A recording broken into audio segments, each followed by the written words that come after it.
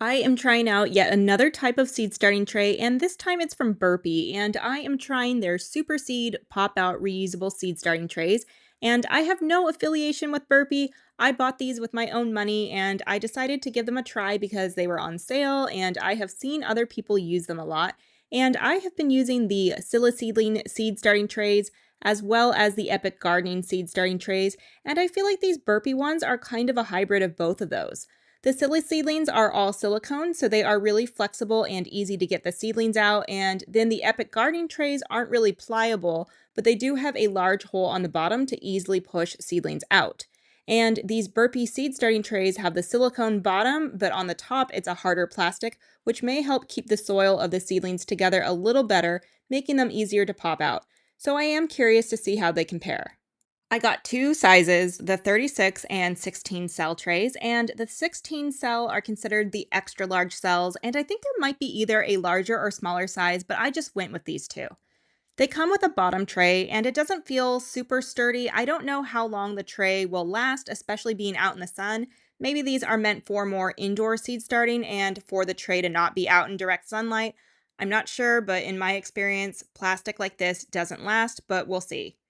On the inside of the packaging, they have a little diagram so you can mark what you sowed where. I probably won't use it though because I am always sowing seeds, so it's easier to just make my own little chart, but I could at least use this as a template or even photocopy it for future usage.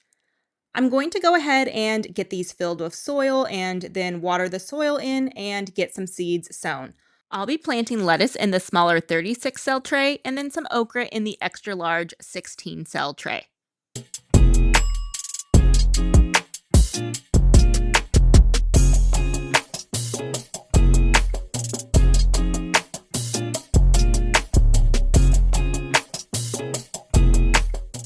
Okay, the seeds are sown and watered in, and I probably should have removed the bottom tray first since water has pooled up.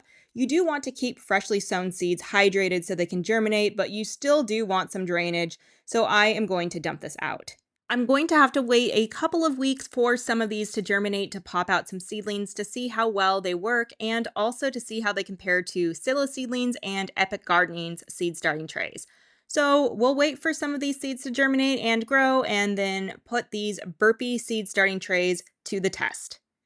Okay, so I have some germination on some of the seeds that I sowed, so I am going to try the extra large cells first.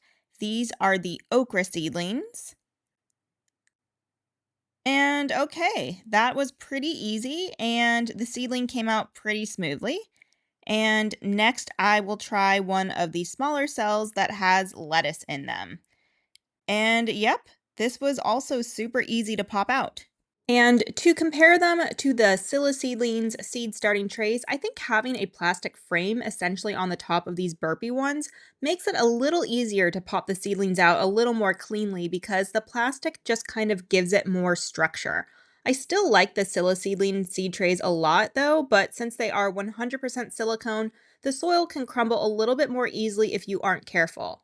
And with the Epic Gardening seed starting trays being made of harder material, you just have to depend on the large hole on the bottom to push through, which still makes it easy to get seedlings out, but I think that these Burpee ones are easier. So, as I expected, the Burpee ones are somewhere between the Sili-Seedlings and the Epic Gardening trays. I will obviously keep using all of them because I need as many seed starting trays as I can get because I am always sowing seeds. But I can't say that I like the Burpee ones more or less than the others that I have tried, but I will say I do really like the Burpee ones a lot. The only downside that I can think of are the bottom trays that they came with because, as I mentioned before, they don't feel very sturdy and I worry how long they will last before they crack or break from being out in the sun. And due to their square shape, they may not fit in other bottom trays as well unless the tray is wide enough. And I did put them both in a Sili-Seedling stainless steel tray, and I could fit both in there, but it wasn't a perfect fit, but some people may not even care about bottom trays for their seed starting trays. The price point on these isn't bad. Typically, they seem to run about $11 to $15, and if they are on sale, they might be an even better deal. I believe I got both of these for under $10 each due to a sale.